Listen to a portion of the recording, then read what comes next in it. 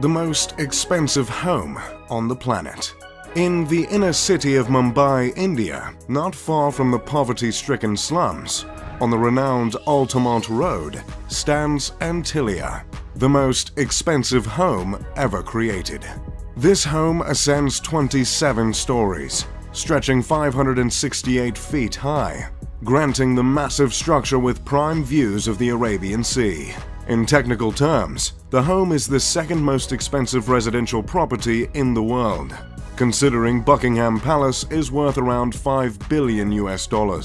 However, Buckingham Palace is considered a crown property, whereas Antillia is a private residence. And the most expensive private residential property at that, with some pricing estimates as high as $2 billion.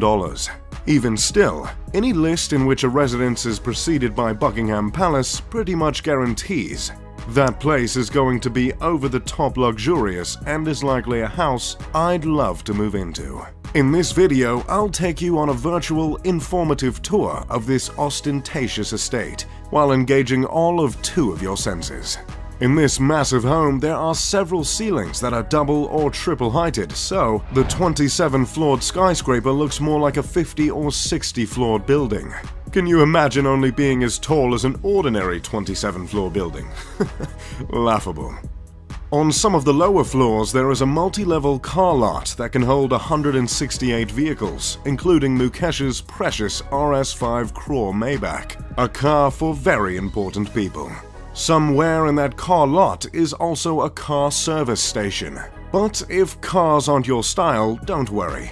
The home also has 3 helipads placed on the roof. Few things say billionaire like more than one helipad on the roof. Both the private car lot and helipads are violations of residential bylaws in Mumbai, but from what we can tell, no one has forced the billionaire's hand to make any changes.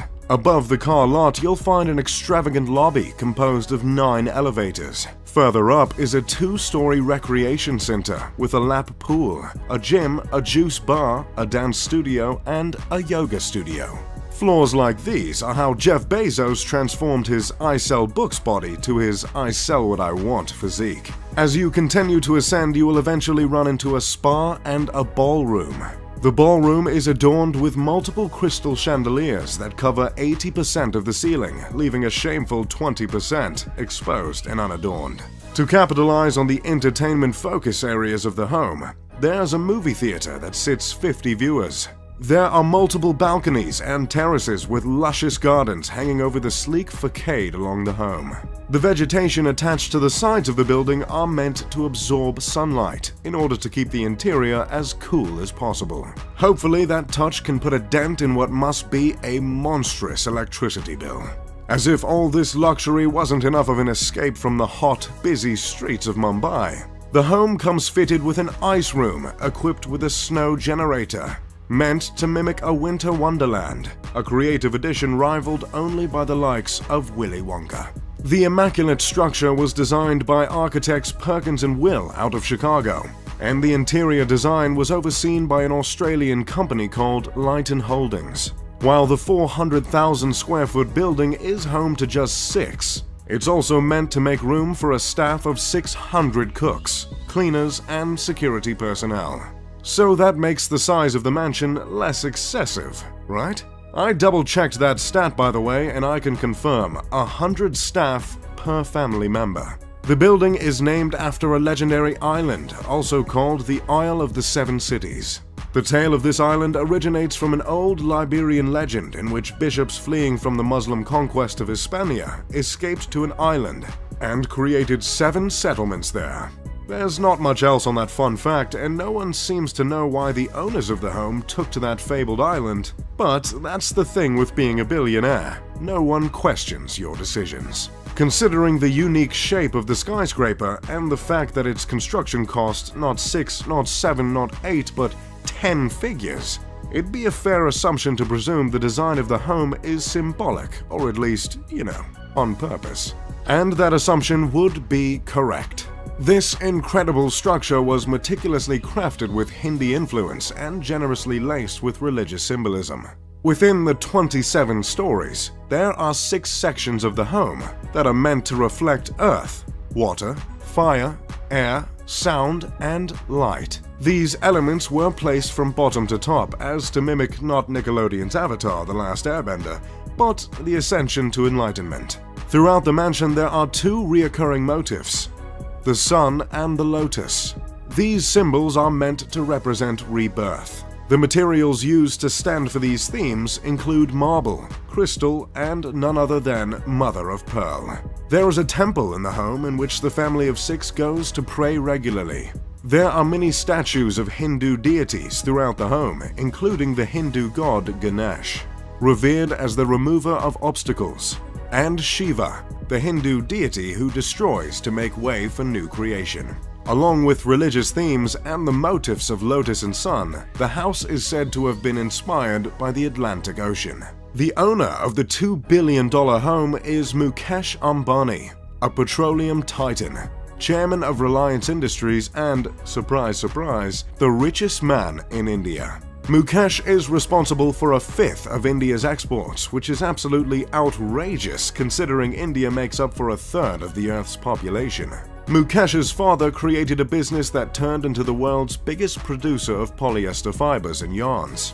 Mukesh multiplied his inheritance many times over to become one of the richest men in all of Asia. For years, Mukesh was a member of the top 10 richest people in the world, and during one surge in India's stock market in 2007, he was believed to be the richest man on the planet. But as of recently, he sits comfortably at the 20th spot. Mukesh is worth $40.1 billion and is 61 years old. Did someone ask for a list of the richest people on the planet? Okay, here it is. Number 1. Jeff Bezos, Amazon. Number 2. Bill Gates, Microsoft.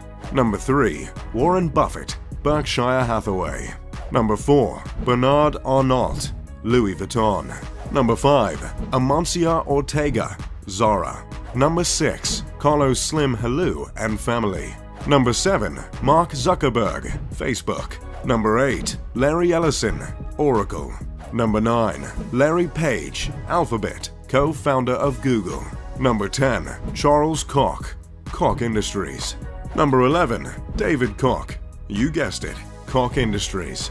Number 12. Sergey Brin, Google. Number 13. Michael Bloomberg, Bloomberg. Number 14. Ma Huateng, Tencent Holdings. Number 15. Jim Walton, Walmart. Number 16. Rob Walton, Walmart. Number 17. Alice Walton, Walmart. Number 18. Steve Ballmer, Microsoft. Number 19. François Bettencourt Myers and family, L'Oreal. Number 20. And our guy, Mukesh Ambani.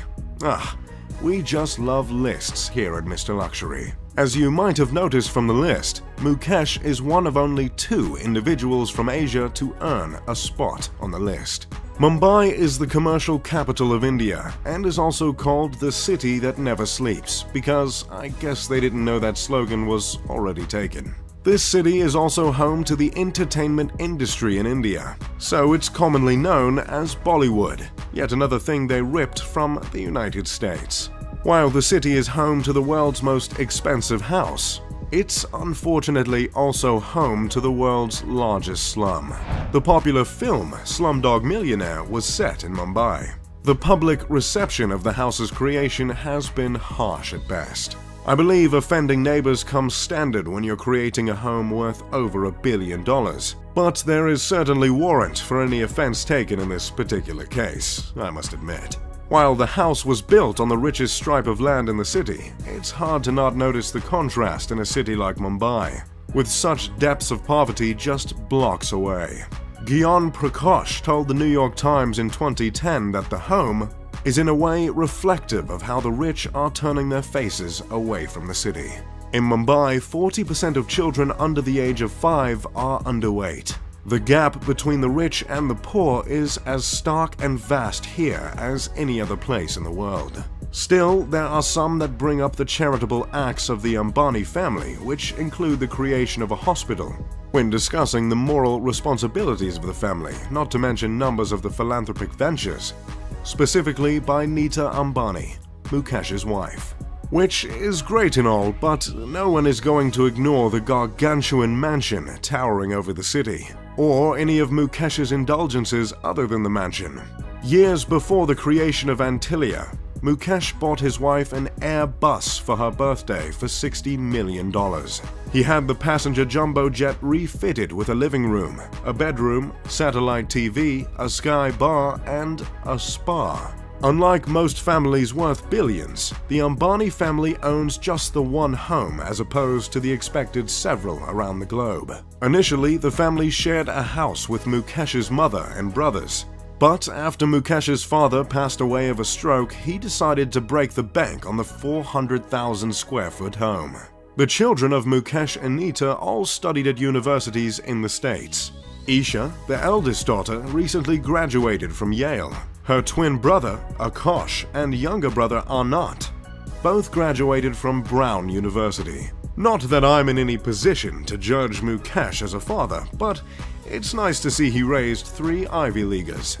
That's pretty much all I've got on Antillia and the Ambani family. As always, if you enjoyed the video, make sure to leave a like and subscribe.